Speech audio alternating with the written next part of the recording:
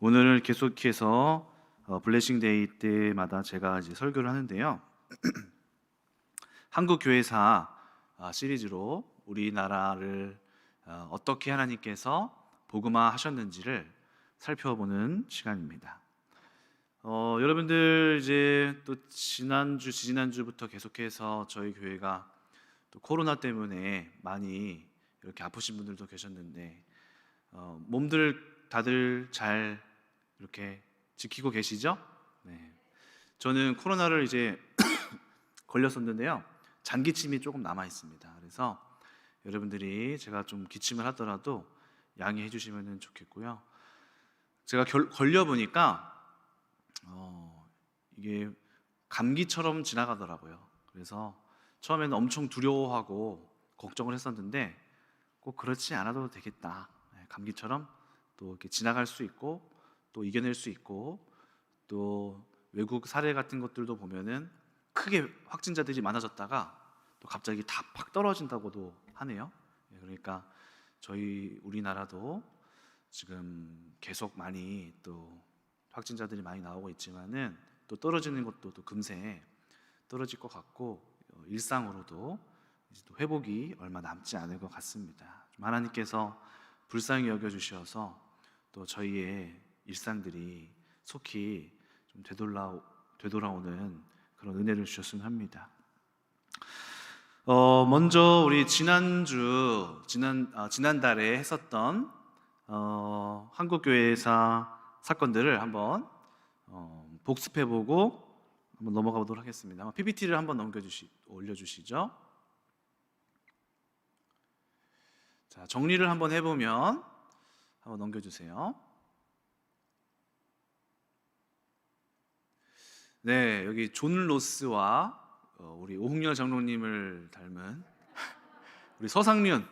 네, 우리 존 로스는 중국 완주 지방, 북한 위쪽에 있는 그 위쪽 지방에서 활동했던 중국 선교사였는데 한국에 복음이 필요하다라는 소식을 받고 한국어를 함께 저 우리 한국인 서상륜 장로님이시죠. 저분도 서상륜 장로님과 함께 그때는 당시에는 그냥 상인이었는데 도움을 요청을 해서 한국어 작업을 성경 번역 작업을 합니다. 그게 이제 아마 1882년에서 84년, 85년 이렇게 쭉 넘어가는 시기일 거예요. 그래서 중국 지역에서 이렇게 복음이 위에서 흘러 내려왔더라. 그리고 저기에 계신 저 서상륜 장로님이 우리나라 최초의 교회, 소래교회를 세웠다라는 사실을 배웠습니다. 자, 넘겨주시고요. 넘겨주세요. 저기가 이제 최초의 소래교회라고 하죠. 다음. 그 소래교회에서 이제 많은 유명한 한국인들이 유명한 이제 인물들이 배출이 됐습니다. 김필래라고 하는 YMCA 여자 YMCA 이 협회를 설립한 인물도 등장하고요. 넘겨주세요. 우리 김순애라는 분도 이 한 가문이죠. 그 소래교회의 한 가문이 같이 교회를 다녔는데 막내딸이에요. 저분이 아까 김필래 씨는 첫째고 저분이 막내딸인데 이분의 남편이 넘겨주세요. 김규식이라고 하는 파리 광화회의 참여했던 그 김규식. 나중에 임시정부 때 김구와 함께 임시 그 대통령 선거에 나아가게 될 정당 싸움을 또 같이 하게 된 인물입니다. 그러니까 높은 임시정부 여러 개를 이렇게 같이 함께 운영했던 사람입니다. 임시정부가 여러 개였어요, 우리나라. 그게 나중에 통합이 된 거거든요. 그 여러 개 임시정부 중에 대표를 맡았던 분이셨습니다. 저분과 아까 그 김순애 여사가 결혼을 해서 또 같이 부부가 중국에서 활동을 또 했었습니다. 또 넘겨주시고. 그래서 저기 조카 김마리아 씨도 일본에서 학생 때 3.1 운동 전에 2월 8일 날 일본에서 한국인 학생들이 이렇게 열심히 구호 운동을 먼저 했어요. 그걸 가지고 거기에서 함께 했었던 서양문을, 독립선언문을 가지고 저 김마리아 씨가 한국에 가지고 와서 저런 것들을 다 널리 퍼뜨려서 3.1 운동할 때 그때 일본에서 먼저 행해졌던 그 독립선언문을 가지고 오게 된 분이 바로 저 김마리아 씨이기도 합니다. 오빠 김필순 저분은 건국총장 애족장 이렇게 애촉장이라고 해서 상도 받으시고 해서 한 가문이 하나님 앞에 또 나라의 민족을 위하여서 크게 쓰임 받았고 그 앞선 이 교육을 가르쳤던 게 바로 소래교회 오셨던 선교사님들, 목사님들이 나라를 사랑하는 법을 가르치고 또 학교를 세우시고 이런 일들을 하셨던 거죠. 그래서 북쪽에서부터 중국에서부터 흘러내려온 이런 복음의 줄기였습니다. 오늘 배울 내용은 우리가 지난달에는 북쪽에서 중국에서 흘러온 복음이었다면은 오늘은 남쪽 일본에서 시작된 복음에 대한 얘기를 하려고 합니다. 여러분 우리가 일본에서 복음을 들었다고 생각하면은 아이러니하죠. 왜냐하면 지금 현재 상황에서는 우리나라가 복음률이 더 높아서 우리나라가 일본에 선교사를 보내면 보냈지 일본에서 우리나라로 선교사가 오지 않잖아요. 근데 1800년대까지만 하더라도 일본이 훨씬 더 기독교인이 많은 국가였습니다. 자, 한번 넘겨주실까요? 화면도 한번 더 주시고. 네, 오늘은 이제 동양의 마케도니아인 이수정이라는 사람을 한번 배워볼 텐데요. 이 인물은 우리나라 한국교회사에서 아주 중요한 인물입니다. 그래서 여러분들 기억하시는 게 좋습니다. 자, 한번 넘겨보시면 우리나라에 온 정식 선교사가 바로 저 언더우드 왼쪽이 언더우드 선교사님이시거든요. 저분은 많이 들어보셨죠? 언더우드 선교사. 그리고 오른쪽에 있는 분은 감리교 선교사님이에요. 아펜젤러 선교사님. 그래서 우리나라에 온 정식 선교사, 최초로 온 정식적으로 나라에서도 합법적으로 받아들이면서 고종 황제가 받아들인 선교사분이 바로 저 언더우드 선교사와 이제 아펜젤러 선교사로 알려져 있는데요. 언더우드 선교사님은 우리가 알고 있는 유명한 학교에 전신인 학교를 세우셨죠. 바로 연세대학교. 연세대학교의 전신인 배제학당을 세우신 분이에요. 그래서 저 배제학당이 나중에 시간이 지나면서 연세대학교가 됐어요. 그래서 연세대학교 가보시면은 언더우드 관이 있어요. 언더우드 관이 있어요. 거기에서 좀 배제학당이 좀 커지면서 또 건물도 짓고 옛날에 있었던 그 건물을 세웠던 건물을 그대로 남겨놨습니다. 저분이 언더우드와 아펜젤러의 공로는 저분들도 성서를 계속해서 번역했어요. 그 존 로스라는 분은 이제 번역을 하긴 하셨는데 그 이북말로 번역하셔서 표준어가 이제 아니었죠. 그런데 이제 이 아펜젤러와 그리고 이제 언더우드 선교사님은 미국 성서 공회에서 보내신 분들이에요. 그래서 성서 공회에서 보내셨다 보니까 조금 더 표준적이고 좀 더 정식적으로 성서를 번역하시는데 평생을 다 쏟으신 분입니다. 그래서 죽을 때까지 아펜젤러와 언더우드 선교사님이 번역을 했고요. 세문안교회 들어보셨죠?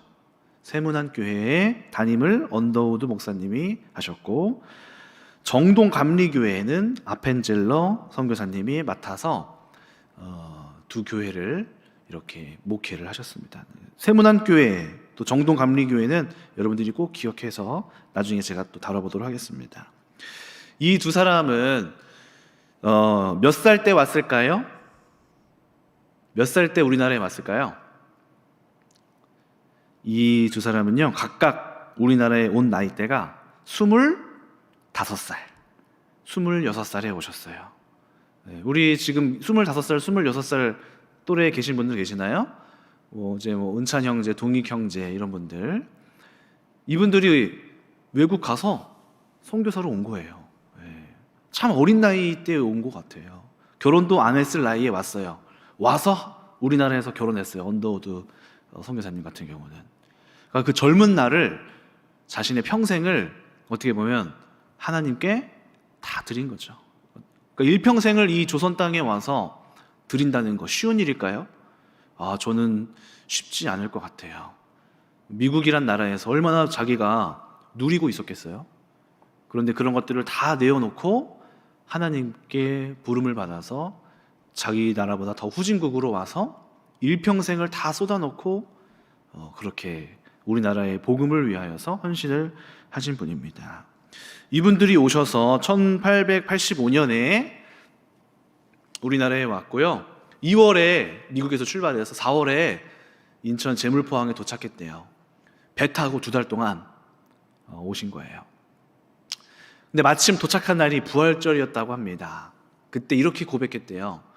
우리는 부활절에 여기 왔습니다. 그날 사망의 철책을 부수고 일어나신 주님께서 이 나라 백성이 얽매여 있는 얽매임을 끊으시고 그들에게 하나님 자녀의 영광과 자유를 얻게 하여 주소서. 저 기도가 오늘 우리에게 이루어졌죠.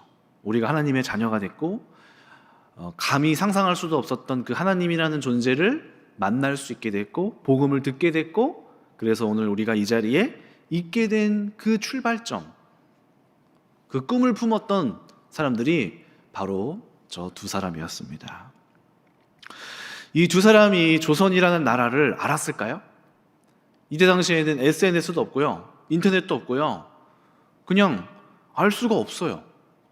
그냥 소식통을 들을 수가 없는 거예요.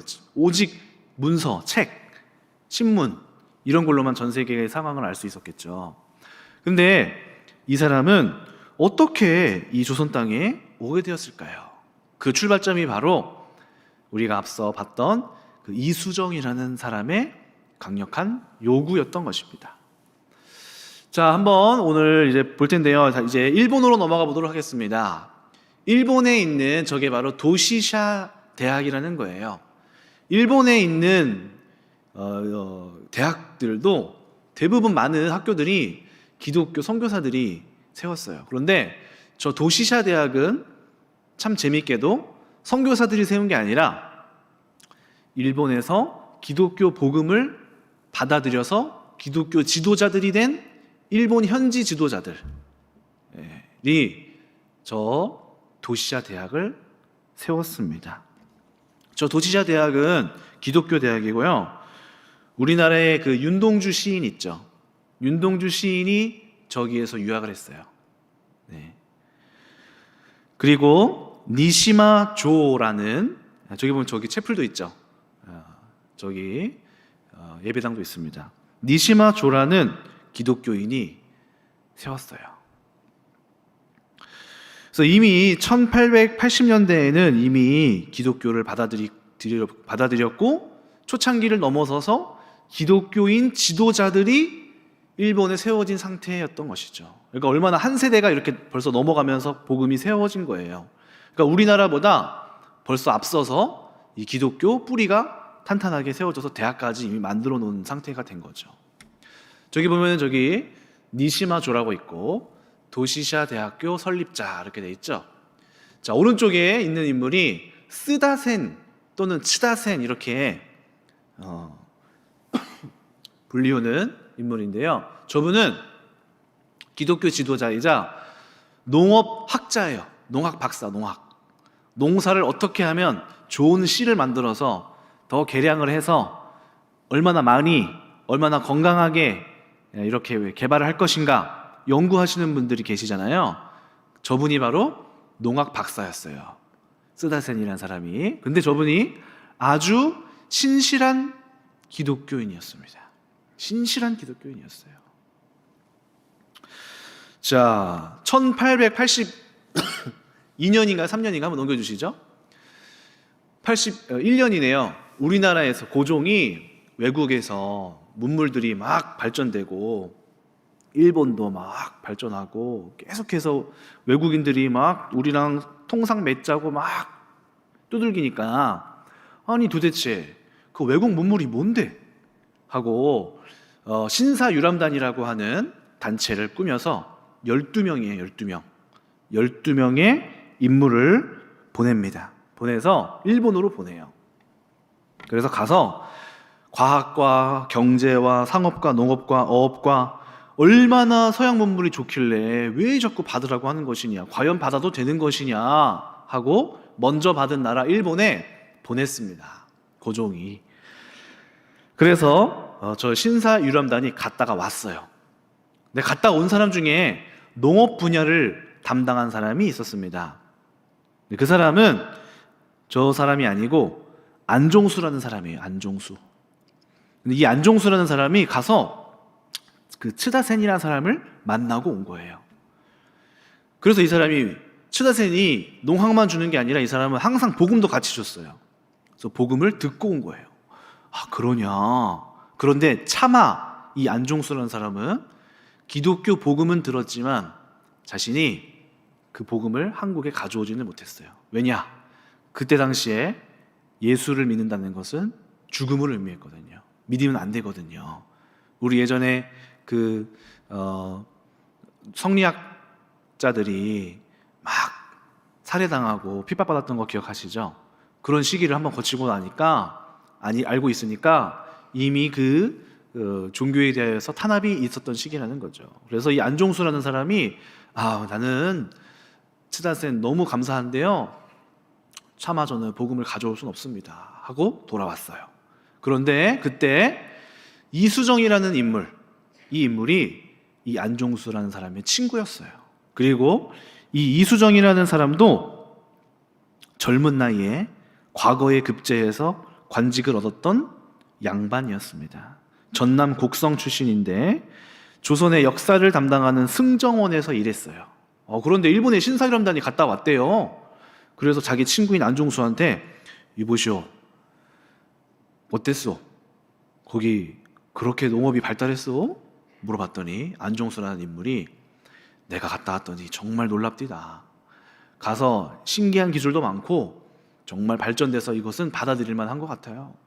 그런데 그것보다 너무 신기한 이야기를 들었어요. 그게 뭐예요? 예수교라는 거예요. 예수교. 예수교, 그거는 말만 입 꺼내지도 마세요. 그거 이야기가 흘러가면 어떡하려고 그런 얘기를 좀 입에 담습니까? 그런데 이 안종수라는 사람이 이 예수교가 유교보다 훨씬 뛰어나요 하면서 예수교회, 그리스도교 복음을 막 전하기 시작했어요.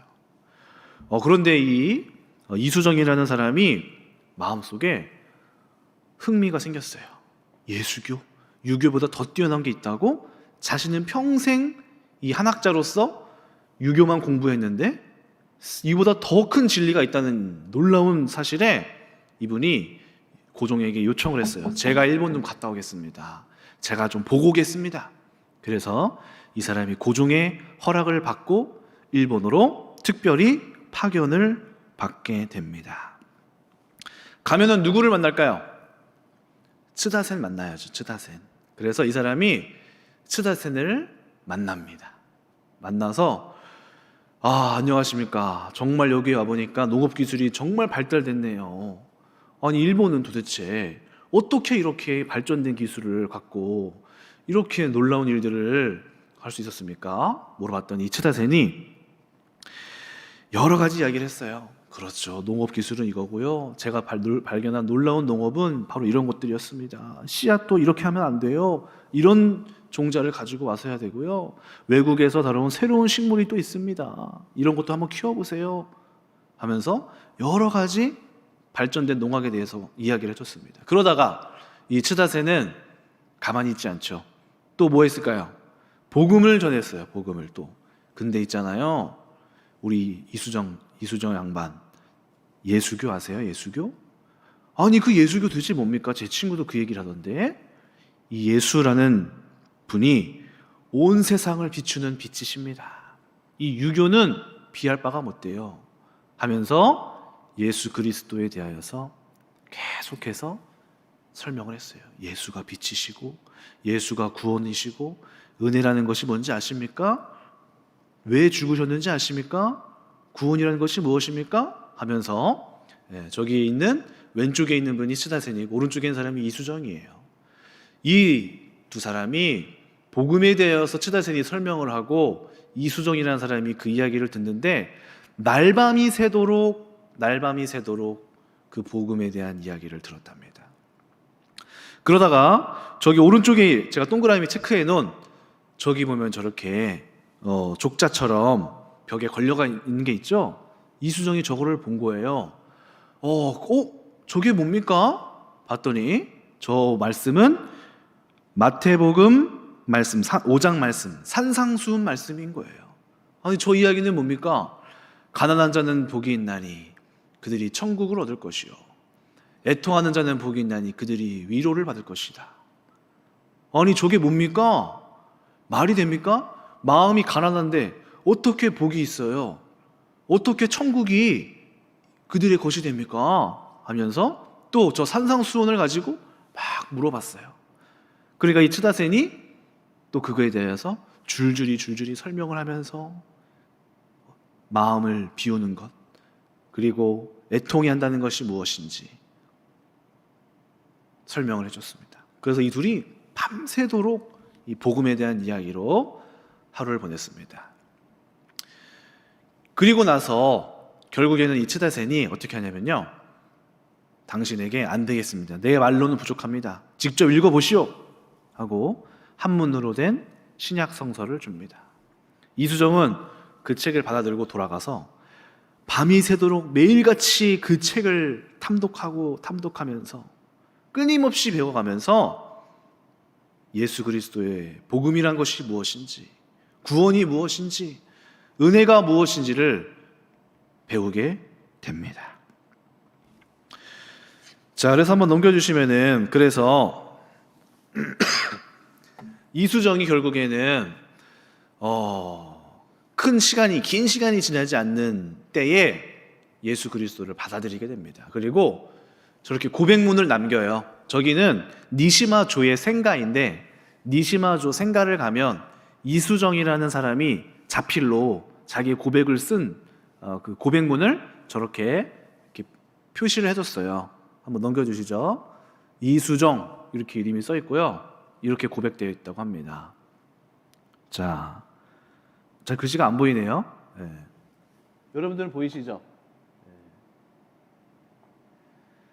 저렇게 자신이 하나님을 믿는다는 것은 심히 거룩하고 합당하도다 하면서 자신의 신앙을 고백해서 벌써 써서 니시마 조에게 주는 거예요.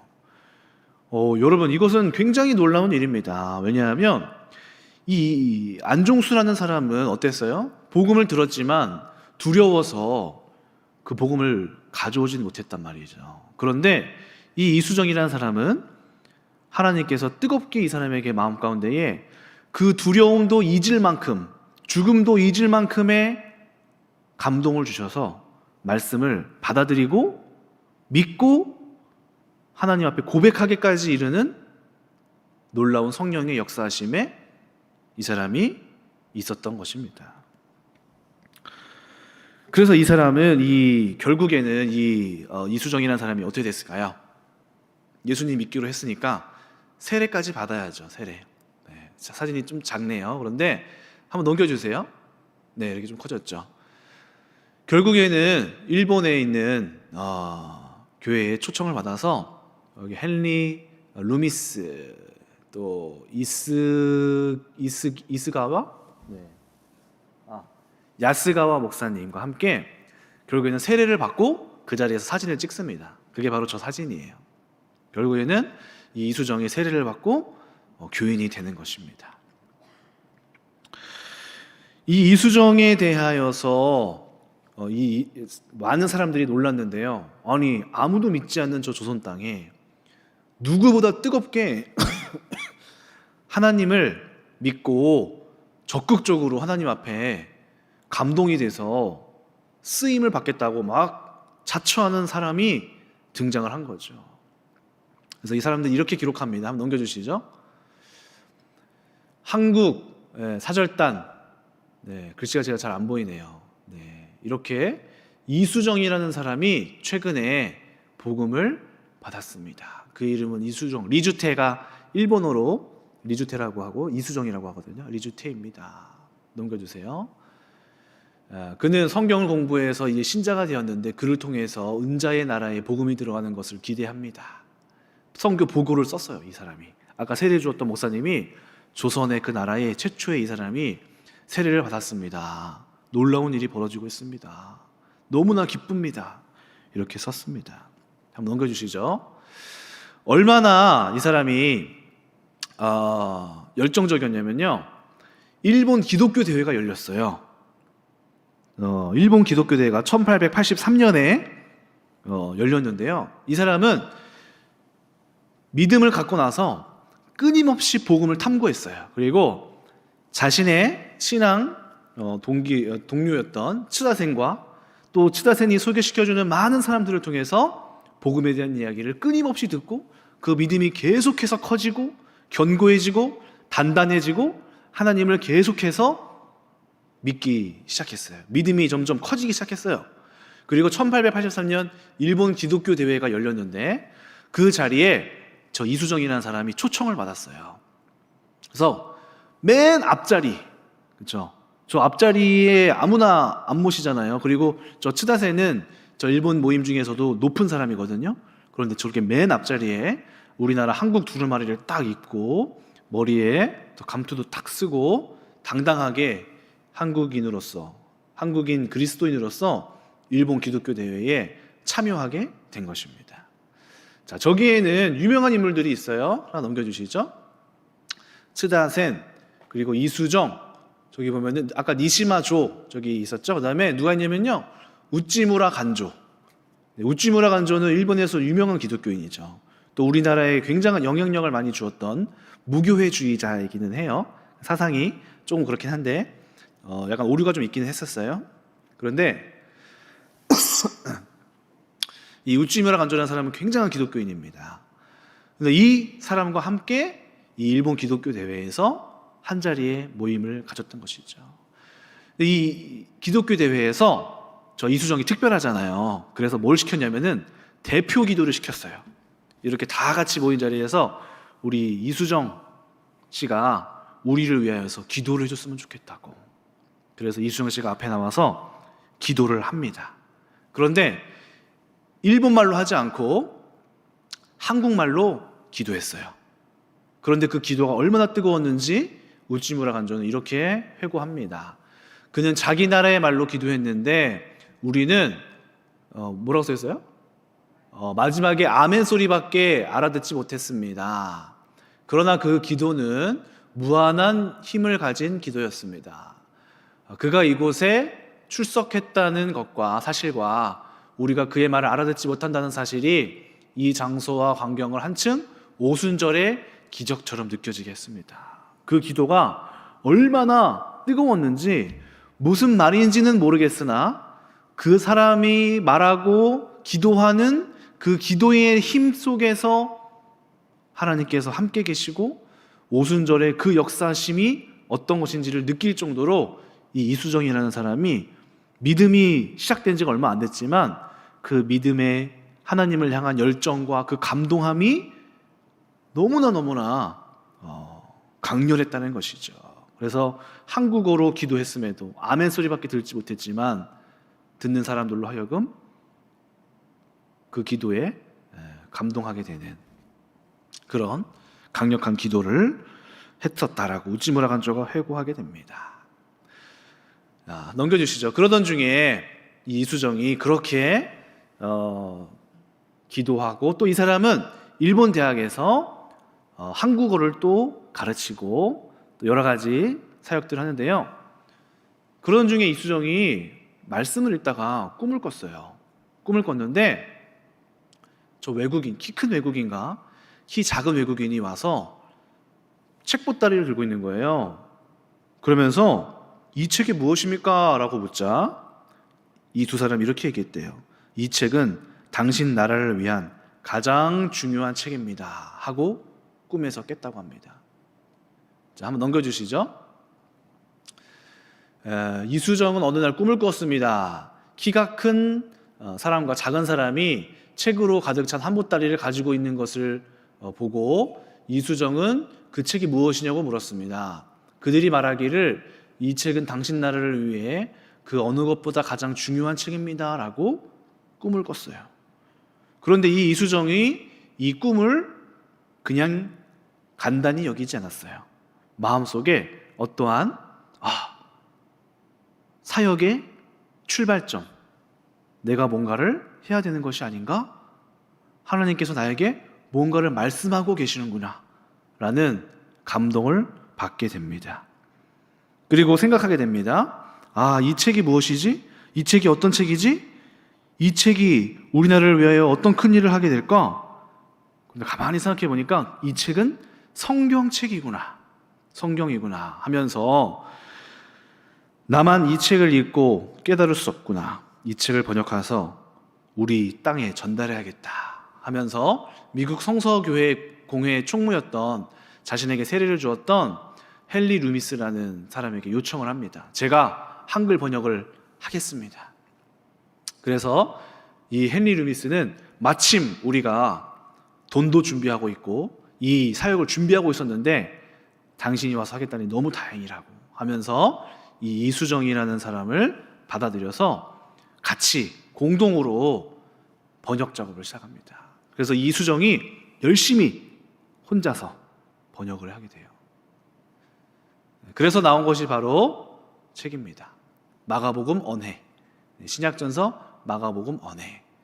그래서 이 책은 한글과 한문이 같이 혼용돼서 쓰여진 책입니다.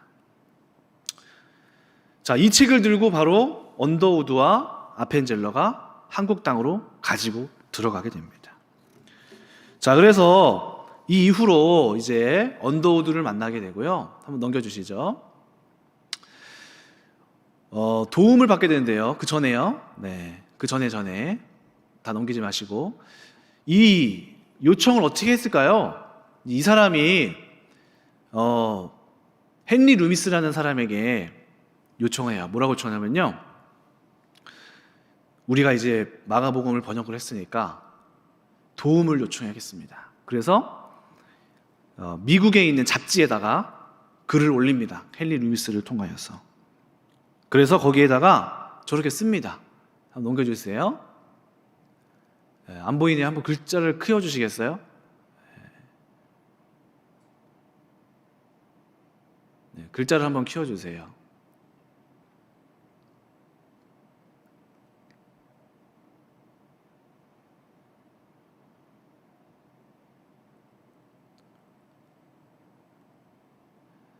저는 글자가 보일 줄 알았는데 이렇게 썼어요. 네, 전에 예수 그리스도의 종 나 이수정은, 자기를 뭐라고 표현해요? 나 예수 그리스도의 종이다. 나 이수정은 미국의 형제 자매들에게 주님의 이름으로 인사를 드립니다. 요코하마에서 이수정으로부터. 또 넘겨주세요. 우리 조국에서 안 보이네요. 수많은 백성들이 아직 하나님의 길을 모르고 있으니 이방인으로 살고 있습니다. 귀국은 기독교 국가로 우리에게 잘 알려져 있습니다. 넘겨주세요. 그러나 만일 여러분이 우리나라에게 복음을 전하지 않는다면 나는 다른 민족이 선교사들을 보낼 것이라고 우려하는 바입니다. 또 넘겨주세요. 비록 나는 영향력이 없는 사람이지만 여러분들이 보내는 선교사를 돕기 위해 최대한 노력하겠습니다. 자, 미국에다가 아무도 한국이라는 나라를 모르는데 우리나라를 오세요, 제발 좀 와주세요 라고 요청하는 거예요. 잡지에다가 글이 올라온 거예요. 신문에 글이 올라온 거예요. 그래서 이 잡지 크리스찬 위크와 미셔너리 리뷰에 계속해서 이 이수정의 글이 몇 주간을 계속 올라왔어요. 그리고 이 잡지사들에서는 이것을 마게도니아인의 부름이라는 제목으로 지속적으로 소개가 됐습니다. 근데 이 요청에 응답하는 사람들이 있었어요. 바로 저기 그 기록을 보니까 뉴브런스 뭐라고 써있나요? 네, 신학교에 있는 한 학생으로부터 1880 4년 2월에 넘겨주세요.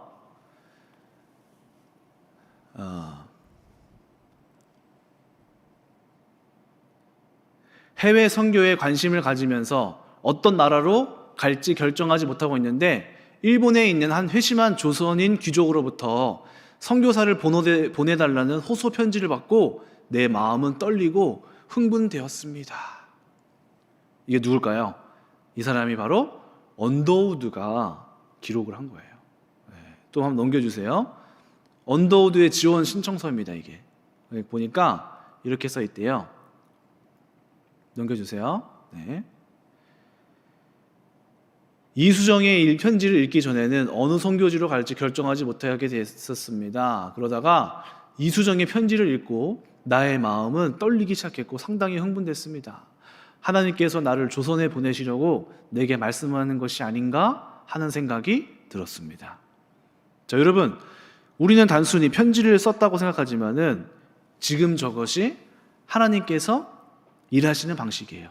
누군가의 마음을 감동하게 하시고 견딜 수 없고 주체할 수 없는 뜨거운 마음 속에 이 거부할 수 없는 현실을 망각하게 되는 열정, 내 마음속에 뜨거운 불이 임한 것과 같은 성령의 일하심이 우리 언더우드 선교사에게 임하게 된 거죠.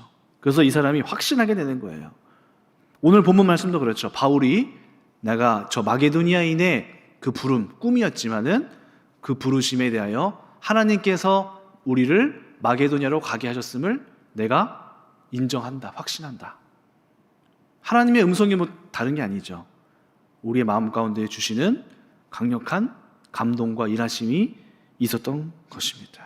그래서 결국에는 이 편지를 보고 언더우드가 응답하고 아펜젤러가 응답해서 이 두 사람이 요코하마에 와서 이수정에게 한글 교육을 받고 한국 조선 경제 상황을 듣고 문화를 배우고 어떻게 정세가 어떻고 지금 분위기가 어떻고 어떤 전략으로 가야 할지 이수정과 함께 세 사람이 논의를 하면서 선교사들이 이수정에게 한국어 교육을 받습니다.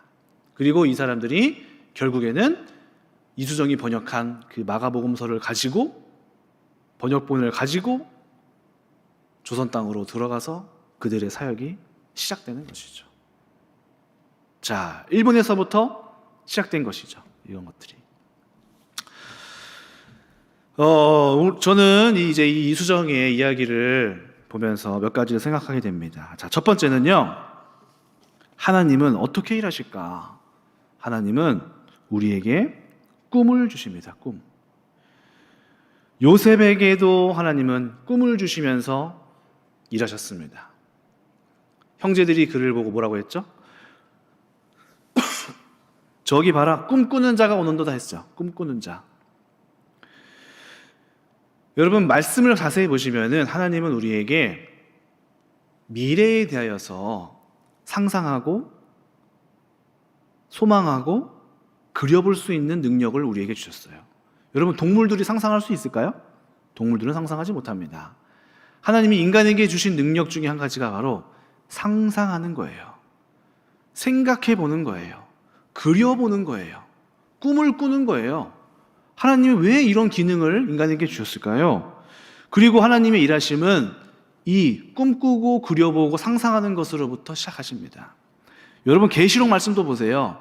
계시록 말씀. 당시의 상황은 사도 요한과 그 기독교인들이 어떤 상황이었어요? 풍성한 상황이었나요? 핍박받고 죽음을 앞둔 현실이었어요. 그런데 하나님이 계시록을 통하여서 요한에게 주셨던 상상, 환상, 그려보는 것들, 거기에 뭐라고 말씀하시죠? 예수 그리스도께서 이기셨다. 너희를 보호하신다. 저 마귀는 갇힐 거야. 지금은 왕성하게 있는 것 같지만 결국에는 다시 올 거야.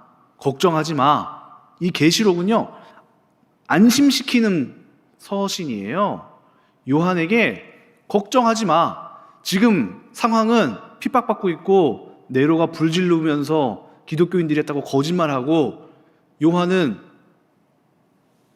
반모섬으로 유배가 있지만 그 현실을 보면서 끝났구나, 주님은 오시지 않는구나 절망할 때 뭘 보여주신 거예요? 환상을 통해서 아니야, 하늘의 세계는 지금 이렇게 잔치가 벌어지고 있어, 전쟁이 이어지고 있어, 하나님께서 이기고 계셔. 사도 요한은 꿈을 꾸면서 현실을 넘어서는 마음 갖고 이겨낼 수 있는 것이죠. 하나님은 우리에게 그렇게 꿈을 주시고 상상할 수 있는 능력을 통하여서 그려보게 하십니다. 그리고 그것을 통하여 우리에게 소망을 주십니다. 소망. 여러분, 하나님께서 자신을 소개할 때 뭐라고 소개하는지 아시나요? 알파와 오메가 합니다. 알파와 오메가. 나는 처음이요 나중이야. 알파요 오메가라. 알파는 헬라어의 첫 글자가 A, 알파입니다. 오메가는 영어로 따지면 Z, 마지막 철자예요. 오메가. 나는 알파요 오메가라. 이 말씀 무엇이죠? 나는 처음 시작, 과거야. 너희들은 지금 현재를 살고 있지? 나는 과거야. 그리고 너희들이 모르는 미래야. 이렇게 말씀하시는 거예요. 자기 자신을 소개할 때 나는 시작이고 끝이야. 근데 우리는 어디에 있어요? 가운데 있잖아요. 그래서 우리는 하나님을 알 때 창조의 하나님으로부터 오셨다는 걸 알면서 현재의 하나님을 누리면서 미래에 말씀하시는 하나님에 향하여서도 상상하고 그분에게 믿고 그분에게 우리의 미래에 대하여서 간구하고 구하는 것이 합당한 일인 것입니다. 하나님은 우리에게 나중이요, 미래요, 마지막이요라고 말씀하시는 거예요. 그 마지막은 어떻게 우리로 하여금 알게 하실까요? 바로 말씀을 통하여서 꿈꾸고 상상하고 생각하고 그려보는 것으로 우리는 소망을 갖게 됩니다. 여러분, 세상 사람들도 이것 가지고 장사하잖아요. 소망 가지고 장사하잖아요. 뭐예요? 복권. 복권 가지고 장사하잖아요. 복권은 가지고 사람들이 갖고 뭐를 꿈꿔요? 아, 이거 돼봐라. 이거 되면 내가 몇 억. 이 소망 가지고 장사하는 거예요, 사람들이. 사람들에겐 소망이 필요해요. 그게 꿈꾸는 거죠. 세상 사람들도 이거 가지고 이렇게 마음속에 소망을 갖잖아요. 자, 이것은 원래 하나님이 우리에게 주신 기능이에요. 복권 꿈꾸라고 준 게 아니에요. 원래는 뭐죠? 하나님이 우리에게 하나님의 나라를 꿈꾸라고 우리에게 주신 기능이 바로 상상력입니다. 그래서 우리는 도전하고 미래를 향하여서 생각해 볼 수 있는 거예요. 소망을 가질 수 있는 거예요. 이수정이 꿈꿨던 그 꿈은 무엇이었어요? 조선 땅에 이 복음을 가지고 가는 그 꿈만 생각하면 마음속에 열정이 생겨나는 거예요. 지난번에 그 김희중 권사님이 여기 앞에서 광고하실 때 그거 얘기하셨잖아요. 저희 교회 맞은편 뒤쪽에 땅 황무지 같이 있는 거 아시죠?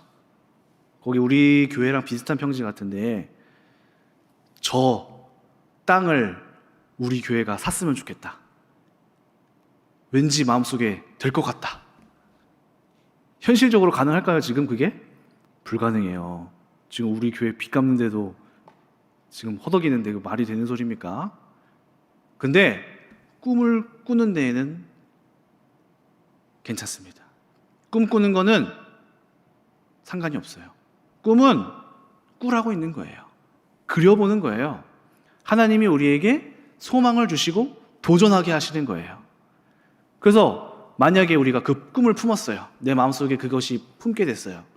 그러면 우리 마음속에서 계속해서 그려가면서 나를 움직이게 할 것이죠. 그로 인하여서 기도하게 하시죠. 또 도전하게 하시는 거죠. 하나님은 우리로 하여금 꿈을 꾸며 일하게 하십니다. 또 보세요. 우리의 사역들은 왜 선교사들이 이 땅에 올 수 있었을까요? 그것은 아까 재물포항이 왔었던 그들이 꿨던 꿈이 무엇이죠? 이 한국 땅에, 황무지 땅에 황무지 땅에 복음이 선포되고 억눌린 자들이 해방되는 그 꿈을 이 사람들은 꾸었던 것이죠. 여기 백오 땅도 원래 아무것도 없었던 거 아시죠? 제가 여기서 엄청 오래 또 살았었는데요. 제가 고등학교가 서해고등학교예요. 서해고등학교는 바로 길 건너편에 여기 있었거든요. 그럼 제가 학교 갈 때 보면은 아무것도 없었어요. 아무것도 없었어요. 황무지였어요. 저기에 누가 뭘 한다라고 상상할 수도 없었어요. 저는 상상해본 적도 없어요. 그런데 누군가는 꿈꾸기 시작합니다.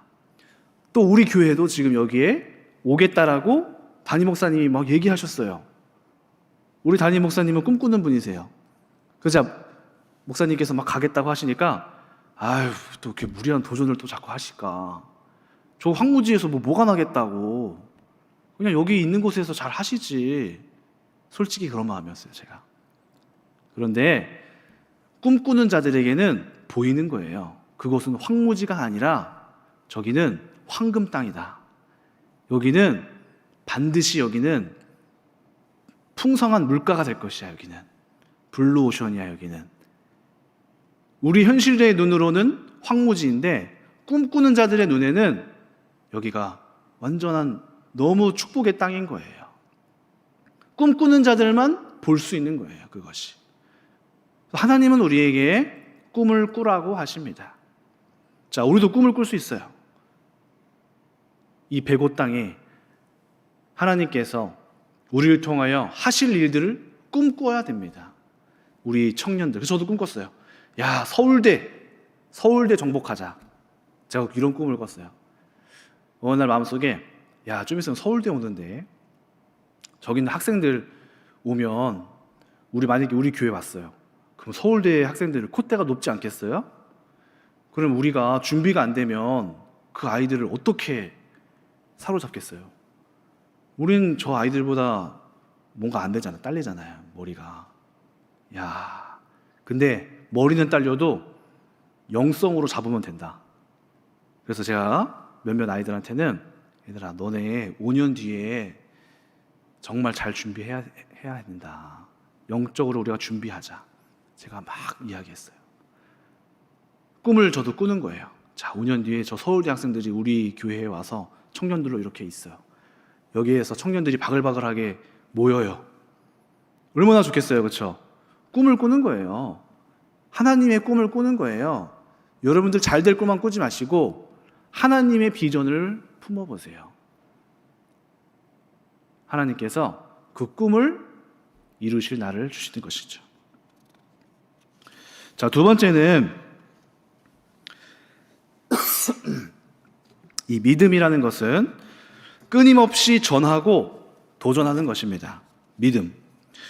이 이수정을 보면 이 언더우드의 마음속에 불을 지핀 사람이 바로 이 이수정의 편지와 권면이었습니다. 하나님께서 그 이수정의 권면과 이수정의 강력한 호소문을 보고 하나님께서 언더우드의 마음에 또한 감동, 그 불을, 이수정이 갖고 있었던 불을 언더우드 목사님에게 옮겨가게 하신 거죠. 그렇습니다. 우리는 어떻게 해야 될까요? 믿음의 말과 믿음의 호소를 해야 되는 거예요. 여러분, 믿음은 전달되어지는 경향이 있어요. 우리가 불신앙의 말도 그래요. 누군가가 불신앙의 말을 하잖아요, 옆에서. 처음에는 아니야, 걔는 아닐 거야 하다가 그 불신앙의 말이 내 마음속에 들어오는 순간 불신앙의 말이 슬슬 꽃피웁니다. 내 마음속에 아니야 했다가 집에 가서 그런가? 다음날 또 와서 불신앙의 말을 싹 해요. 진짜 그런가? 야, 목사님이 있잖아, 이렇게 했대. 야, 저 또 집사님이 말이야, 이렇게 했대. 아니, 그럴 리가 없어. 다음날 또 와서 야, 내가 봤어. 그런가? 불신앙의 말도 전염력이 있어요. 그러다 보면은 불신앙의 말을 받아들이는 순간부터 내 마음이 불신이 생기기 시작하는 거죠. 믿음의 말도 같습니다. 누군가가 낙오되어 있어요. 가서 믿음의 말을 해주는 거예요. 내 말에, 내 마음속에 있는 지금 나의 불을, 나의 믿음의 불씨를 그 사람에게 전해주는 거죠. 형제야, 자매여, 왜 그렇게 낙심하고 있는가? 어찌하여 하나님이 살아계신데 무엇 때문에 그렇게 고민하고 있느냐? 고개를 들고 눈을 들고 말씀을 봐라. 뭐라고 돼 있느냐? 믿음의 말을 해주는 거죠. 그래서 우리는 믿음의 말을 해주는 자가 돼야 됩니다. 서로가 서로를 보면서, 또 말씀에 서로 권면하라고 했죠. 바울은 성도들이 서로 권면해야 된다 이렇게 얘기했어요. 여기서 권면은 너 잘못했네, 야 너 못났네, 이거 말고 넘어진 자에게 믿음을 주는 권면이죠. 형제여 일어나라, 할 수 있다. 생명을 주고 말씀을 주고 때로 기도해 주고 옆에서. 우리가 이럴 때가 있어요. 신앙생활 하다 보면은 내 기도가 안 나올 때가 있잖아요. 기도조차 할 수 없을 때가 있단 말이에요. 그럴 때는 누군가가 나를 붙잡아서 끌어올려줘야 돼요. 그래서 하나님이 우리를 공동체로 세우신 거예요. 늪에 빠지면 내가 열심히 허우적하면 더 깊이 내려가요. 그럴 때가 있단 말이죠. 그럴 때 누가 필요합니까? 누군가 나를 살려줄 누군가가 필요한 거예요. 그걸 해주는 자가 바로 그 믿음의 말들을 해주는 사람들입니다. 그 권면을 해야 되는 거예요. 정죄하는 권면이 아니라 형제여 일어나자, 내가 도와줄게, 내 손을 잡아라, 같이 해보자, 같이 기도하자, 괜찮다, 일어서자 하고 세워주는 권면, 그것이 바로 믿음의 말을 하는 것입니다. 저희가 선교 유치원이 진행되어지고 있는데 선교 유치원에 대한 한 일화를 제가 이제 예진 사모님한테 들었어요. 그러니까 지금은 간판도 있고 이제 여러 가지 준비가 다 되어져 갔는데 초창기에 한 중반쯤 이렇게 진행되어져 갈 때 뭐 된 게 없으니까 아이들이 별로 없었어요. 지금은 이제 한 7명 아이들이 있는데 원래는 한 2명, 3명밖에 안 되는 거예요. 그래서 이 큰일 났다. 어떻게 해야 되지? 아이들이 좀 오기가 쉽지 않나? 먼저 결단하신 집사님이 계셨어요. 그 집사님이 믿음의 말을 막 하시는 분이세요. 이 김예진 사모님을 도와서 막 사람들을 막 데려왔어요. 근데 이분이 주저하시는 어떤 성도님들을 보고 이렇게 얘기했대요. 근데 주저할 수밖에 없어요. 왜냐면은 금액도 어떻게 보면은 비싸 보이기도 하고 시설도 세상에 있는 어린이집보다 전문 시설이 아니니까 왠지 덜 돼 보이고 괜히 그런 게 있단 말이죠. 그러니까 여기에 우리 아이들 등록하신 분들은 굉장한 믿음의 결단을 하신 거예요. 그러니까 주저할 수 있는 게 당연한 거죠. 그런데 이 집사님이 가셔서 딱 한마디 해줬대요. 성도님, 여기에 금액 비싼 거 아니다. 이거 우리 아이들을 위해서 심어야 된다.